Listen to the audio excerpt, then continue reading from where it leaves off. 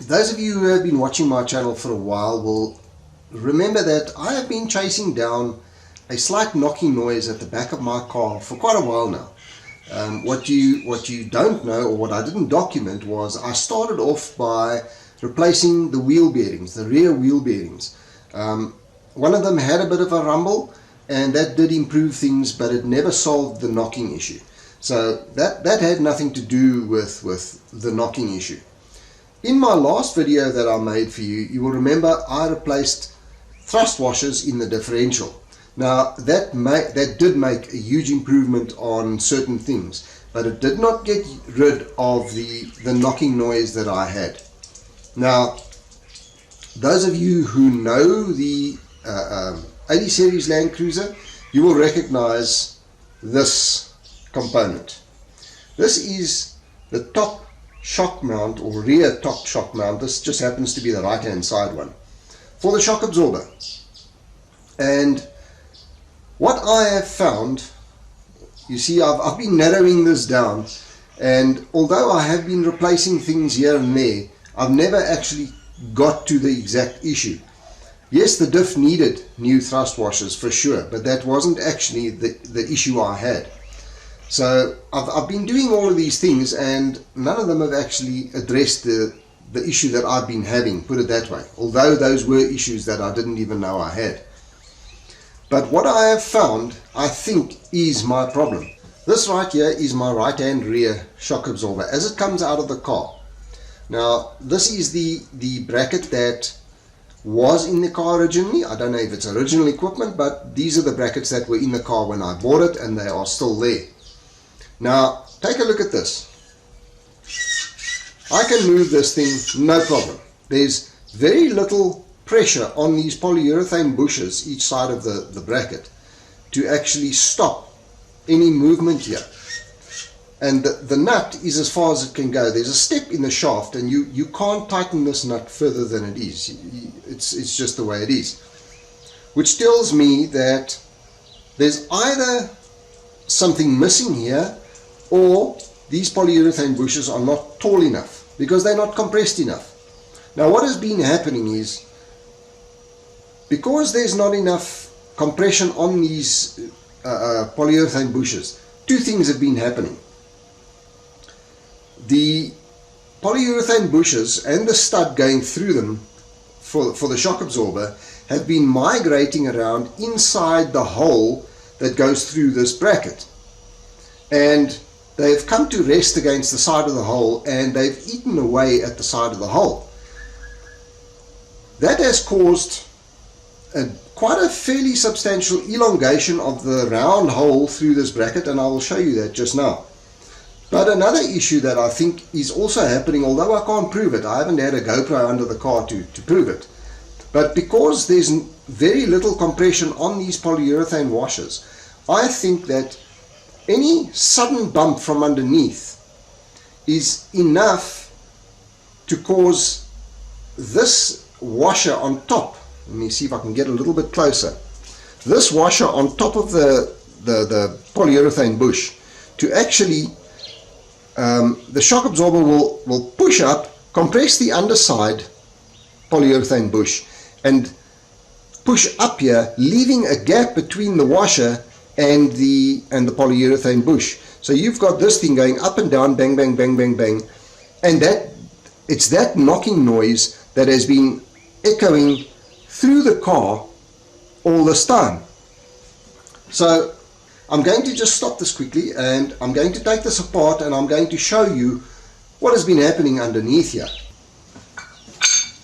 Right, so this is a perfectly good second-hand one that I've acquired.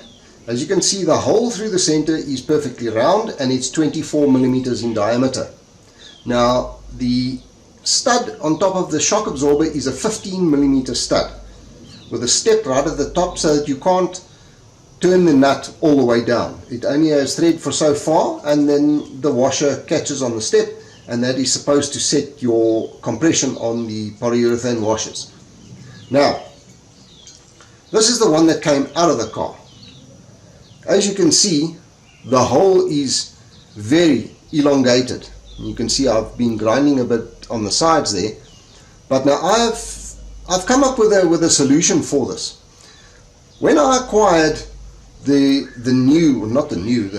good second-hand brackets, I also got 4 very nice, very thick, I think they're about 4 millimeters thick each, cupped washers that you would get to capture the polyurethane bush.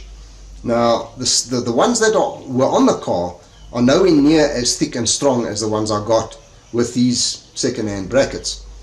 So what I am going to do is I am going to weld one of those cupped washers to each side of these brackets so that the cup faces the polyurethane bush.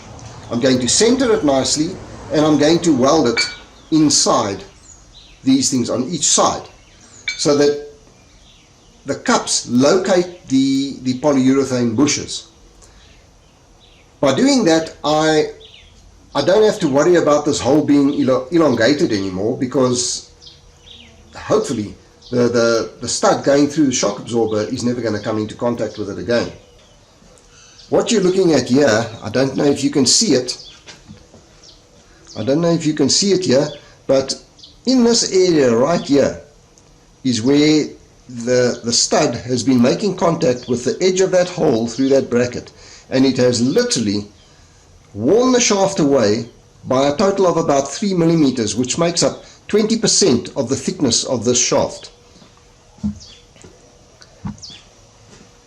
So now I have these cupped washers that I'm going to be welding in. You can see they are really sturdy, they're nice and strong, and they are thick, and they are going to serve 2 purposes.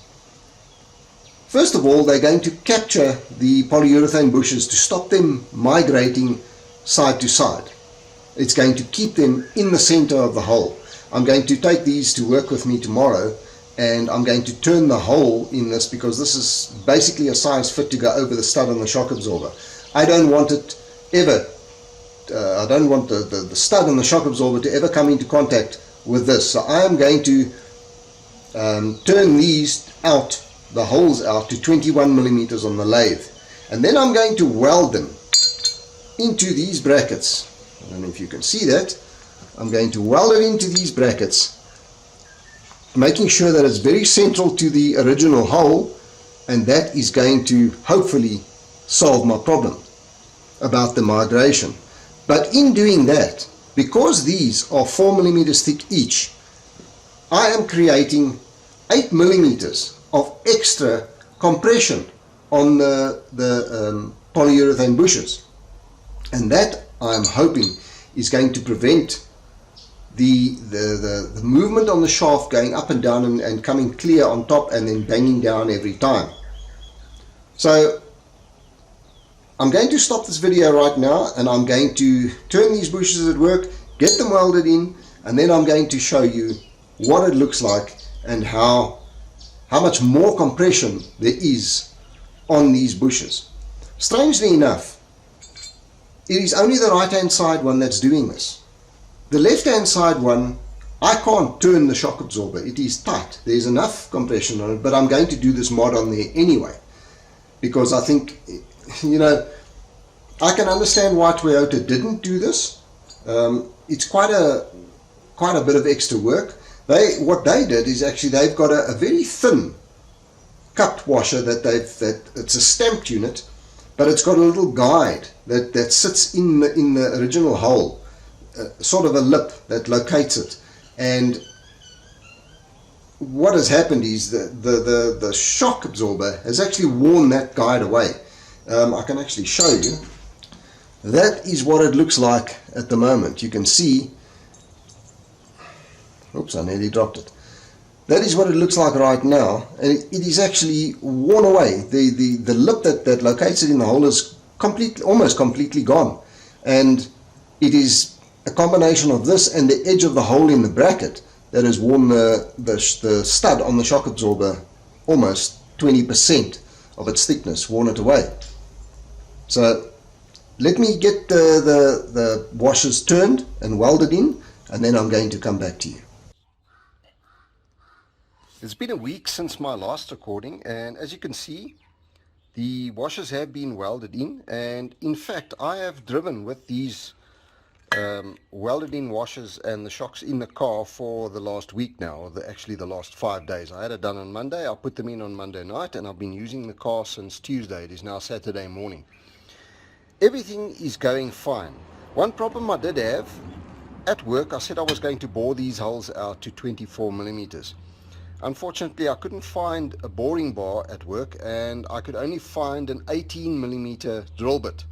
Now, that's not necessarily a problem, but I do see a potential problem when the shocks, or when the suspension flexes to maximum. The shocks don't stay perpendicular to the hole. They actually twist a bit and are, how can I say, they would normally sit like that.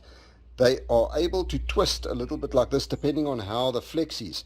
And it is possible that the suspension will flex enough, and this will have to move enough, that because these two washers, you can see now, let me just see if I can get a decent picture. You can see the other edge of the washer inside there. They are quite a distance apart now.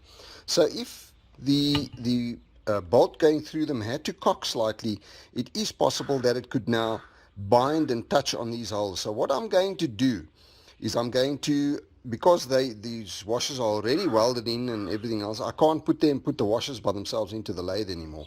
So I've got a Dremel tool and a brand new burr that I'm going to use, and I am going to take these very carefully out. I'm going to mark them first, and then I'm going to use the burr to cut them out to the original size holes, and then I'm going to bevel the edges to the outside so that they get maximum chance to flex and not touch the outsides. But so far I can't see a problem, and they've been behaving themselves very well. I haven't noticed any noises or anything, and it looks like this is a very good answer to the problem. Now, for the guys that are putting high lift and slinky suspensions and they've got a lot of flex, I wouldn't recommend this, because as you can see, it makes this, what used to be 3 millimeters apart, now it is now roughly 9 millimeters apart. So it's 3 times thicker than what it used to be, which is definitely going to limit the amount of flex that it will have. But my car is not a flex machine, it's an overland vehicle.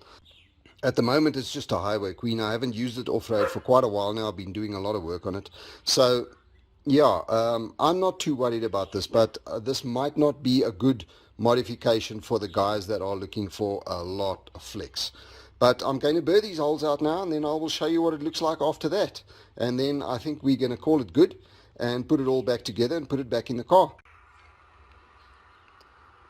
Right, the burr did its job, and I'm quite happy with how it turned out.